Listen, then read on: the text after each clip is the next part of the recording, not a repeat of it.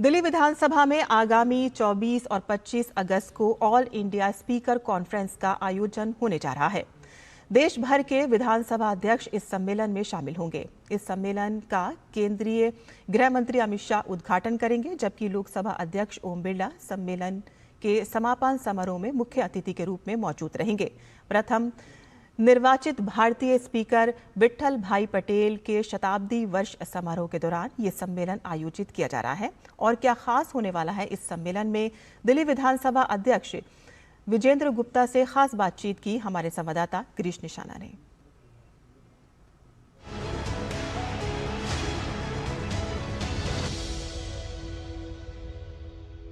पिछले कुछ महीनों में ही दिल्ली विधानसभा में बहुत से ऐतिहासिक कार्य हुए हैं, जिसमें चाहे बात की जाए विधानसभा को पेपरलेस करने की या फिर 500 किलोवाट सौर ऊर्जा संयंत्र लगाने की। और अब एक और ऐतिहासिक कार्य होने वाला है, और वो कार्य है दिल्ली विधानसभा के अंदर ऑल इंडिया स्पीकर्स कॉन्फ्रेंस की। और इन सब का श्रेय जाता है दिल्ली विधानसभा के अध्यक्ष विजेंद्र गुप्ता जी को।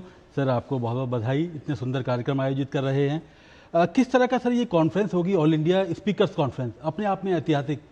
वास्तविकता में ये सुनहरा जो दिन आया है, उसके पीछे की जो प्रेरणा है वो है वीर विट्ठल भाई पटेल, जो देश के पहले भारतीय निर्वाचित अध्यक्ष थे। और वो भी उस काल में जब अंग्रेजी हुकूमत, अंग्रेजी शासन देश पर हर तरह से कहर ढा रहा था। आंदोलनकारियों के साथ जिस तरह का व्यवहार हो रहा था, जिस तरह से उनको फांसी के फंदों पर चढ़ाया जा रहा था, ऐसे समय में 24 अगस्त 1925 को विट्ठल भाई पटेल अंग्रेजों की मर्जी के विरुद्ध सेंट्रल लेजिस्लेटिव असेंबली में अंग्रेजी हुकूमत के कैंडिडेट को हराकर अध्यक्ष निर्वाचित हुए थे और उस पद पर 5 वर्ष बने रहे। ये उनकी 100वीं वर्षगांठ है उनके अध्यक्ष चुने जाने की। तो ये एक तरह का जो शताब्दी वर्ष समारोह है, इस अवसर पर speakers, all India speakers conference बुलाई गई है और सारे देश के स्पीकर्स आ रहे हैं। बड़ी खुशी की बात यह है, इसमें किसी भी पार्टी की सरकार किसी प्रदेश में है,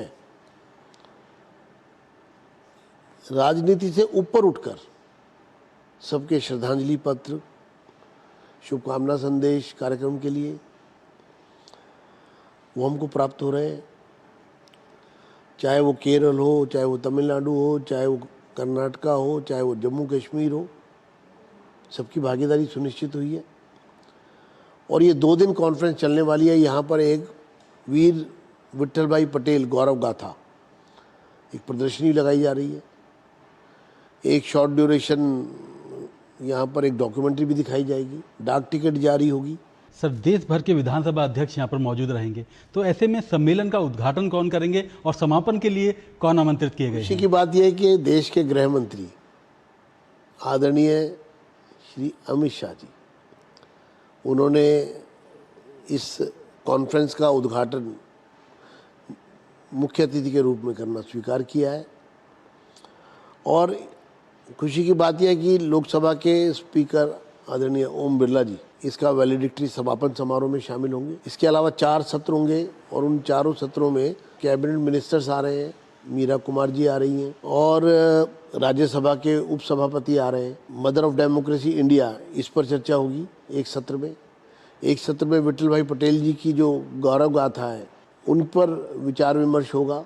एक सत्र में जो फ्रीडम फाइटर्स जिन्होंने लेजिस्लेचर के थ्रू, क्योंकि जिस असेंबली में आप बैठे हैं, ये दिल्ली असेंबली ऐतिहासिक है। इसमें 1912 में ये सदन बना था, जब दिल्ली देश की राजधानी दिल्ली आई थी 1911 में। यहाँ मदन मोहन मालवीय, जिनके 200 भाषणों की कलेक्शन हमारे पास है, जो उन्होंने सदन में दिए।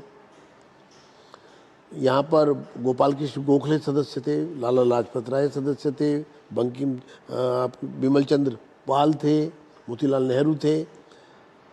ऐसे अनेकों जो देशभक्त जिन्होंने आज़ादी के आंदोलन में, गांधी जी स्वयं 3 बार इस सदन में आए हैं।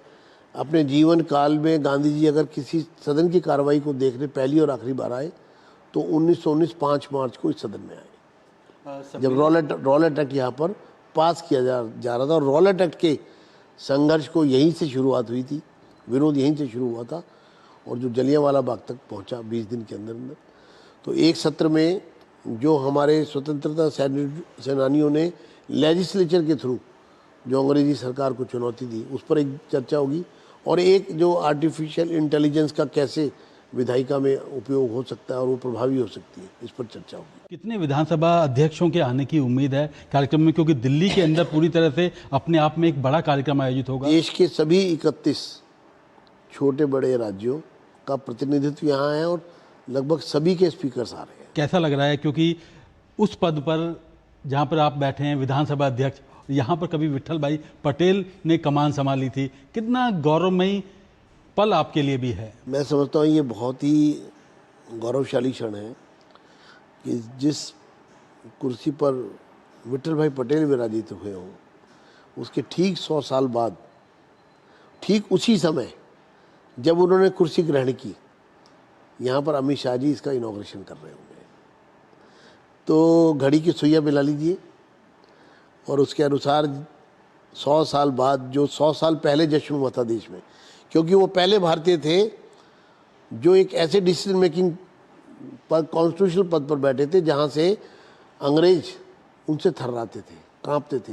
अंग्रेजी सरकार को भी झुककर बात करनी पड़ती थी, चाहे उनके गृह मंत्री हो, चाहे नेता सदन हो, चाहे उनकी कोई भी मंत्री हो। और जिस तरह की वो डांट लगाते थे चेयर से और जिस तरह से उनको बिठा देते थे और जिस तरह से सरकार के जन विरोधी बिलों को उन्होंने रद्द किया, वो इतिहास निश्चित रूप से वो सबको पढ़ना चाहिए। तो ये थे दिल्ली विधानसभा अध्यक्ष विजेंद्र गुप्ता जी। कैमरामैन सन्नी काल्ला के साथ गिरीश निशाना, डीडी न्यूज, दिल्ली।